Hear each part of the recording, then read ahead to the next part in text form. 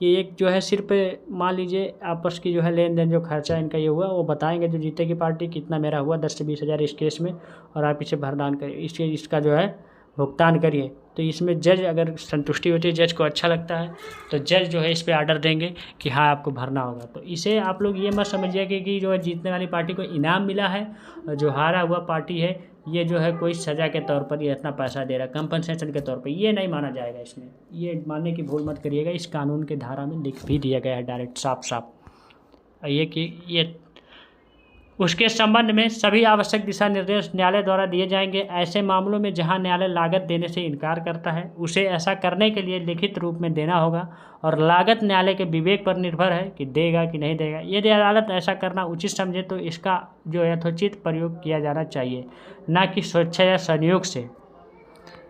न्यायालय के इस विवेक का प्रयोग मामले के तथ्यों और परिस्थितियों को ध्यान में रखते हुए किया जाना चाहिए। न्यायालय जब भी करेगा तो सारी चीज़ उस केस के जो है तथ्य, उसके फैक्ट क्या है और सारी परिस्थितियों को ध्यान में कि एडवोकेट वो देने वाला है कि नहीं, वो बेचारा दे पाएगा कि नहीं दे पाएगा, ये सब सारी चीज़ें उसके माइंड पे डिपेंड करता है। अगर नहीं देने लायक रहेगा तो वो नहीं कहेगा। धारा 35 पे झूठे या कष्ट जो है कारी दावों के संबंध में होता है मुआवजा। यदि कोई मुआवजा या अन्य कार्रवाई जिसमें निष्पादन की कार्रवाई भी शामिल है, लेकिन कोई भी पक्ष इस आधार पर बचाव के दावों पर आपत्ति करता है कि दावा या बचाव उसका कोई भी हिस्सा जो है आपत्तिकर्ता के खिलाफ उस पक्ष की जानकारी में गलत या परेशान करने वाला है जिसके द्वारा यह किया गया है, तो आगे रखा गया है, और यदि उसके बाद आपत्तिकर्ता के खिलाफ इस तरह के दावे या बचाव को अस्वीकार कर दिया जाता है पूरी तरह और छोड़ दिया जाता है, या पूरी तरह जो आंशिक रूप से वापस ले लिया जाता है, तो उच्च न्यायालय ऐसे दावों के बचाव को झूठा या परेशान करने वाला मानने के लिए अपने कार्य को दर्ज करने के बाद एक आदेश दे सकता है कि ये झूठा है, ये गलत है, ऐसा फ्रॉड है, ये सब सारी चीज़ें। तो न्यायालय के ऊपर जो है उसके माइंड पे डिपेंड करे, वस्तु को या उस पक्ष को जिसके द्वारा ऐसा दावा बचाव प्रस्तुत किया गया है मुआवजे के रूप में लागत का भुगतान के लिए। अब ये न्यायालय के ऊपर है। इस धारा को लागू करने के लिए शर्त यह है कि दायर किया गया मुकदमा झूठा या कष्टप्रद होना चाहिए, और दूसरे पक्ष द्वारा जो आपत्ति उठाई जानी चाहिए कि दायर किया गया मुकदमा गलत था और मुकदमा दायर करने वाला पक्ष भी जो है जानकारी में था पूरी तरह से, कि उसे जो है ये जानकारी में था कि ये मुकदमा गलत है, इसे मैं झूठों में फंसा रहा हूँ, जो दायर कर रहा मुकदमा उसे भी पता था, तब ये चीज़ होगा। ऐसे दावों को अदालत द्वारा जो है वापस ले लिया जाना चाहिए या खारिज कर दिया जाना चाहिए। इस प्रावधान के तहत दी जाने वाले अधिकतम राशि जो आप लोग को 30,000 है, लेकिन यह मौद्रिक दंड जो है दोषी पक्ष को किसी भी आपराधिक दायित्व से छूट नहीं देता है, ये भी इसमें कहा गया।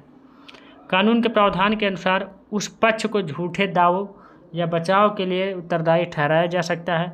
इस धारा के तहत प्रतिपूरक लागत के खिलाफ अपील दायर की जा सकती है, लेकिन दूसरे पक्ष के जो है कदाचार के कारण प्रतिपूरक लागत देने से इनकार करने वाले आदेश के खिलाफ कोई अपील नहीं की जा सकती। जो इनकार करेगा वो अपील नहीं कर सकता।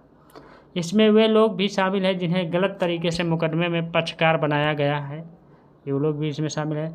लागत पाने के हकदार हैं, और साथ ही जहां वादी किसी मुकदमे के पीछे हट जाता है या अदालत की अनुमति के बिना दावे का एक हिस्सा छोड़ देता है, तो वह अदालत द्वारा तय की गई लागत का भुगतान करने का हकदार होगा, ये भी जान लीजिए।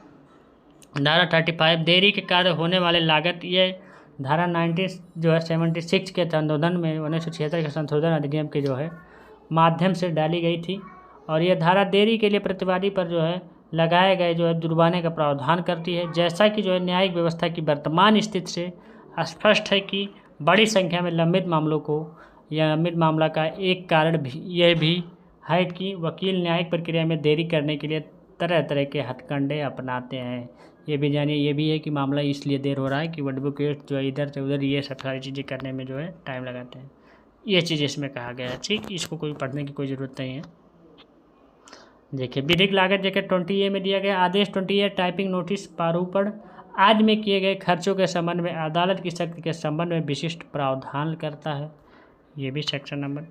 निष्कर्ष इसका जान लीजिए क्या कह रहा है, निकल रहा है कि CPC के प्रावधानों को पढ़ने के बाद मैं इस निष्कर्ष पर पहुंचा हूं कि मुकदमेबाजी प्रक्रिया में खर्च किए गए समय और धन को ध्यान में रखते हुए विजेता पक्ष को लागत का पुरस्कार देने के इरादे से धारा 35, 35A, 35B शामिल की गई थी। ठीक, तो वो धारा 35B था मेरे भाई, जो अभी मैं आपकी इसके पहले पढ़ाया था, क्योंकि वहाँ 35B लिखा नहीं था, 35 ही लिखा गया था। चूँकि लागत की राशि की कोई अधिकतम सीमा नहीं है, लेकिन अदालत को यह अनुचित करते हुए उचित लागत देनी चाहिए कि लाभार्थी पक्ष की भी पूरी तरह से कदाचार के लिए दोषी नहीं है, ये भी जानना जरूरी है।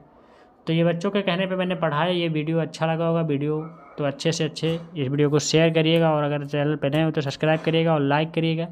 और ऐसे वीडियो पाने के लिए आपको किस चीज़ पे, किस टॉपिक को लेक्चर चाहिए, कि लॉ से रिलेटेड कोई भी सब्जेक्ट हो, कोई भी टॉपिक हो, तो आप लोग कमेंट बॉक्स में कमेंट करके बताइए, और अपने टॉपिक के जो है लेक्चर आपको प्रोवाइड हो जाएंगे 1 दिन के अंदर, 2 दिन के, जैसे टाइम मिला मैं तुरंत अपलोड कर दूँगा। ठीक, thank you, tata, take care, bye bye, best of luck. हम लोग मिलेंगे नेक्स्ट वीडियो में नेक्स्ट पार्ट के साथ।